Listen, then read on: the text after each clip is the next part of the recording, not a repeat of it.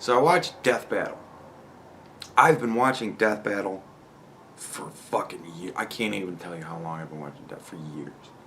Years and years and years and years and years. I find it very interesting. The whole, like, anybody remember the TV show The Deadliest Warrior? Where they would take, like, ninjas and they would look at all the things that ninjas were purportedly to have used back in feudal Japan era.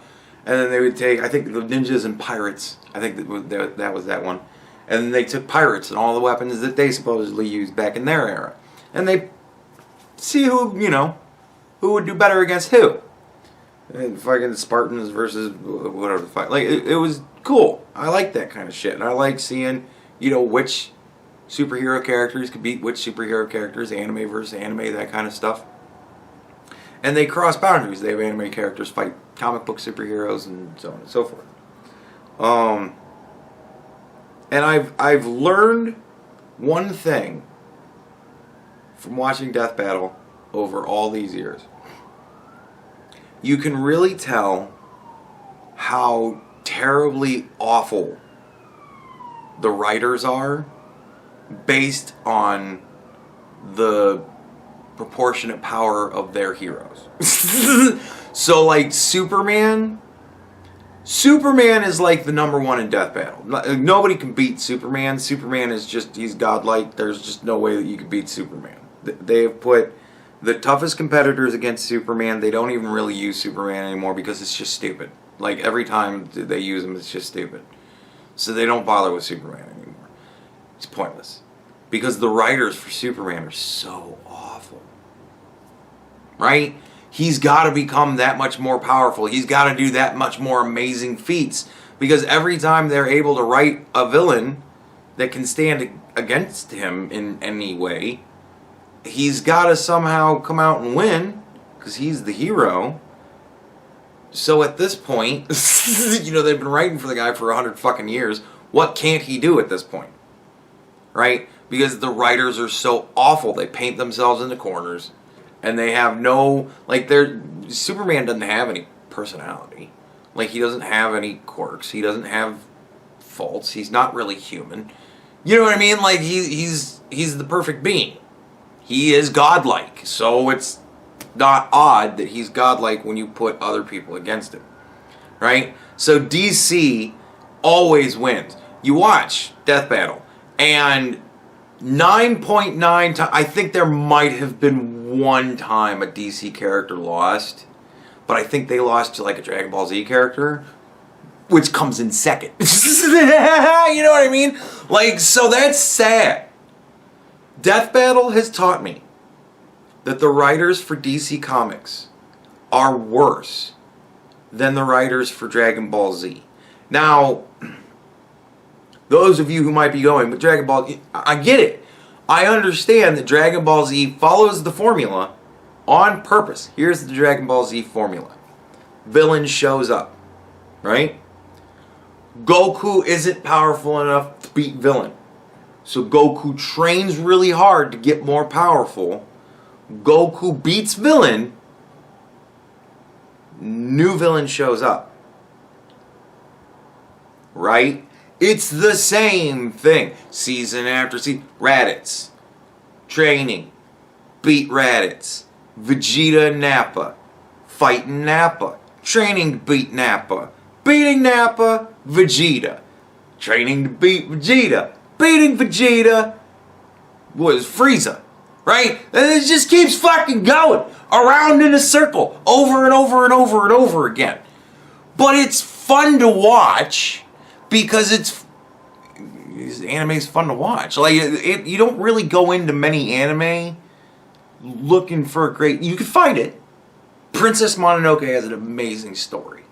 If you ever watch Princess Mononoke, it's a Weinstein film, so I don't know... Right? So all of his movies have been canceled.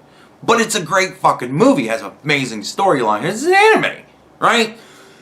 There are a lot of animes that have amazingly good stories. But some anime are like, look, we're here for the martial arts. We're not really here for the story. If a story breaks out at our martial arts anime, that's cool. But pretty much we're going to put a bad guy out in front of the good guy. He's not going to be able to beat him, so he's going to have to train. And then he'll be able to beat him. So then we're going to have to put a new bad guy in front of him, right? Because we got to do another season. It's the way every season goes. It's fucking 20 episodes of the same circle, right? Sometimes they go through the circle multiple times in a season. Sometimes they run that circle a shit ton of times in a season, right? But it's always this, you always know it's, I wonder who the new bad guy is going to be in the next season of Dragon Ball Z. Can't wait to find out. And you know, in the first episode, it's the new bad guy. Oh, it's a big purple cat. I wonder what's up with the big purple cat. And then you find out, oh, he's the god of destruction. Oh, well, Goku's certainly not going to be strong enough to beat a god of destruction. And then you find out, oh, so close. But it was really cool to watch him fight. Well, now Goku has to train. So you watch him train.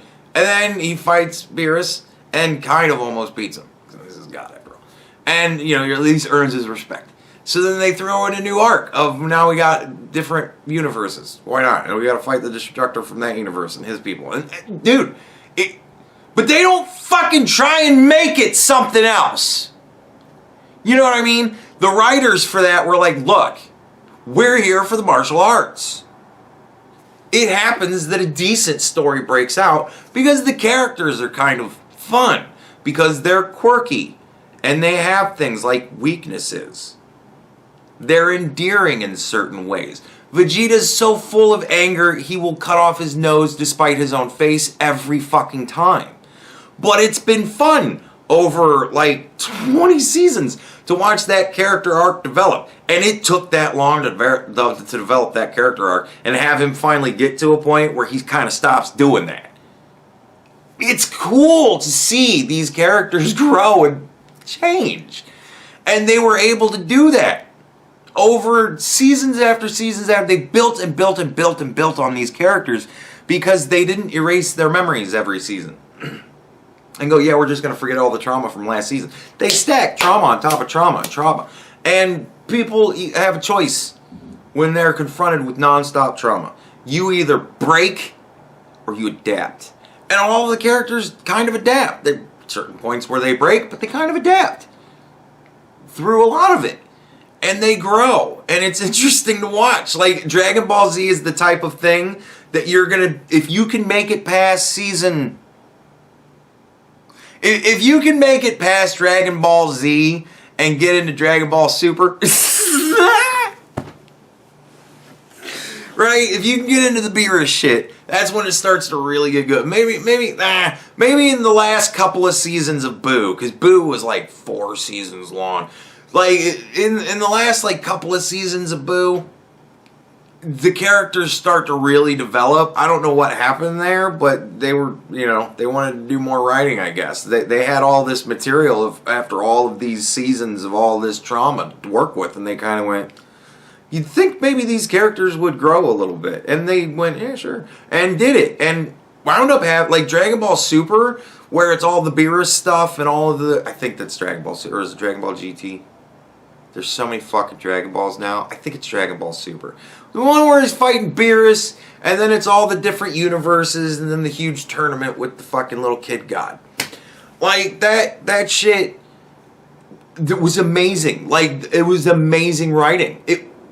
They were there for the writing, finally, in that season, because they had developed characters for decades, and they were like, let's do some writing.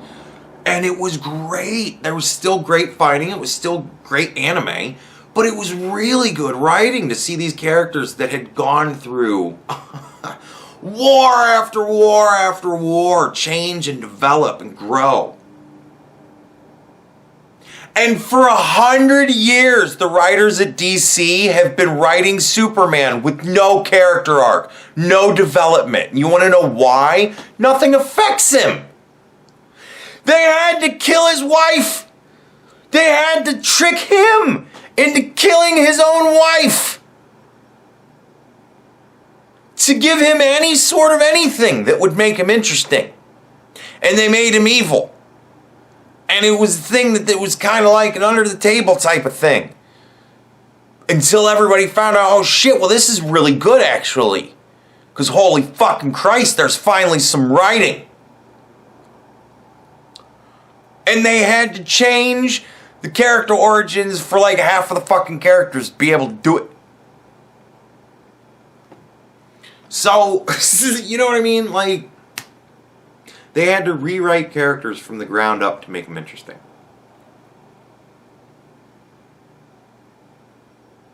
And they had to take the most pure of characters and turn them evil as all fucking hell. Like, the Injustice Superman is mind-blowingly evil.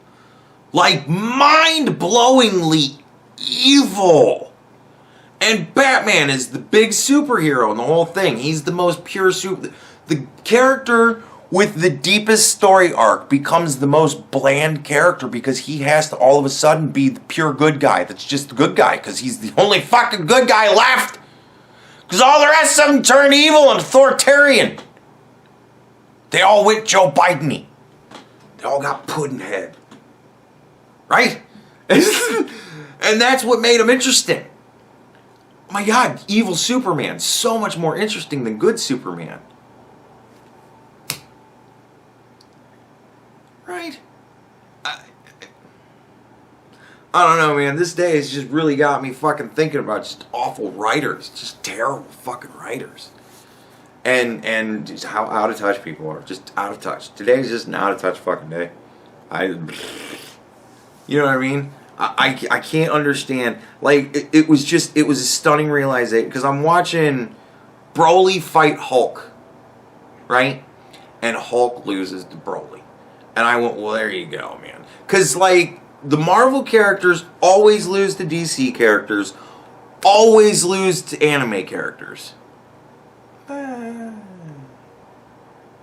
Always lose to Dragon Ball Z characters. It's really not even anime characters. Dragon Ball Z. Dragon Ball Z because it has the most blatant fucking circle. We just make them more powerful. The whole point of this season is to make Goku more powerful. What is the next season of Dragon Ball Z going to be? Well, it's going to be to make Goku more powerful. That's the point of every season. So that Goku gets more powerful. And they make no bones about it. So it's odd that something like that comes in second. But every fucking time. Dude, they've had Goku in all of his myriad. Every time they release a new season of Dragon Ball Z, they have Goku fight Superman. And he's still just not strong enough. I wonder how many seasons. I wonder how many times Goku has to run the same circle of villain training, getting more powerful, villains training, getting more powerful, villain training, getting more. I wonder how many times he has to do that loop before he'll be more powerful than Superman, who's a comic book character. Like, the point of comic books is to write a good story, I always thought. But apparently, it's to do a shittier version of the Dragon Ball Z loop. Shittier ultimately because Superman still is not an interesting character. Like, I said Injustice Superman, yes, he's a very interesting character. But they had to completely destroy Superman to make that character interesting. Superman himself, not an interesting character. To the degree that he's shittier than Dragon Ball Z. Like, this is just a stunning realization. And, like, once you get past Marvel, it's DC, Dragon Ball Z, Marvel. And Marvel is the cusp. Because Marvel characters lose a lot to different characters. They always lose to DC. They almost always lose to Dragon Ball Z characters unless they go with a goofy Dragon Ball Z character like Mr. Satan or something stupid like that. But, yeah, they are always...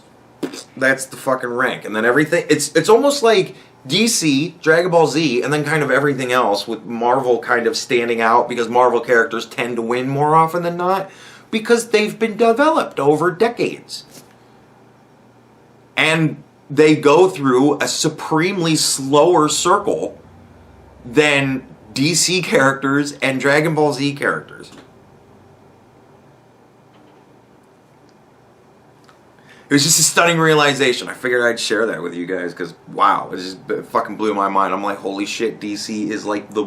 You can tell how bad the writing is commensurate to the power level of the characters. And above all, Superman has the worst possible writers because he cannot be beaten. He's that powerful. They have had to just fucking make... He's just that powerful now. he doesn't develop. He doesn't become that powerful through trial. It's just because, oh, well, he just tapped unknown potential that he always had. This is now he's been so challenged that he had to dig deep.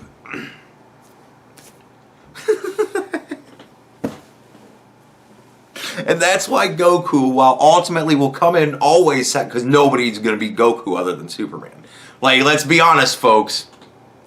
I don't think anybody's going to beat Goku other than Superman. So Goku's always number 2. But the funny thing is, Goku's a much cooler character because Goku doesn't always just dig deep and find more potential. He has to go get the shit beat out of him and go through trials with his wife and his kids having to watch on as he's getting the shit beat out of him over and over and over and over again. And he's got to really think about his friends and his family. And that really weighs heavily. I got to do it for them. Because they mean something. I had something in this world mean something to me. What means something to Superman, Lois? His wife. Like he's a beaten man. He's a beaten married man. Who wants to fucking read about a beaten married man? And Goku's a beaten married man too. But Goku's too stupid to like understand that when his wife's angry at him, that like means something. So he just kind of goes, oh, Chi-Chi's mad at me. Well, I'm gonna fly away then and go train because that's time. And she goes, oh, well, fuck it. What am I going to do? Because ultimately, right? Goku ultimately taught me how to deal with women, too. You just go, oh, you're angry, bye, and then you leave. And then they either fucking process it and get over it, or they're still angry the next time you see them. And what do you do then? Gotta go train, bye.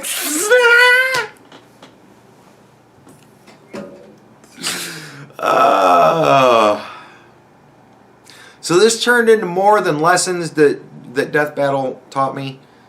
This is also lessons that Goku taught me.